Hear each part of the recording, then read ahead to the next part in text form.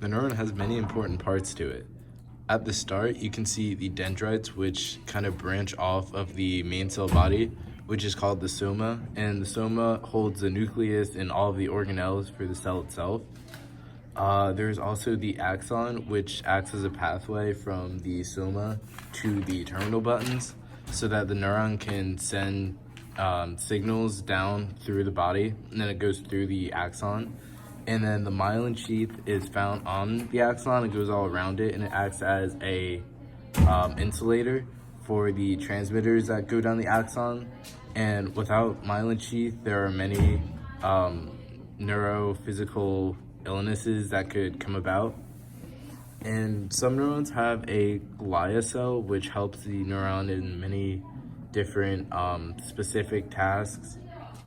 One of the functions of glia cells is to provide nutrients for the neuron itself. And then at the bottom, there are the terminal buttons, which act as the way for the neuron to send neurotransmitters to other neurons. For a neuron to transmit signals, there are many steps that it must go through. First of all, the neuron must receive a neurotransmitter into the dendrite. And to do that, the neurotransmitter will lock into the receptor site, which is kind of like a lock and key process. After that, the action potential, which is the nerve impulse itself, will move down through the soma into the axon. When it gets to the axon, there is a repetitive process of depolarization into hyperpolarization. Because the resting potential of the axon is negative 70 millivolts, after the depolarization start, it goes up to the critical point, which is negative 55 millivolts, and that allows it to transmit the signal down farther down the axon. It will then go up to positive 40, which is the depolarization, and then it falls back down into hyperpolarization, where it's even lower than negative 70 millivolts.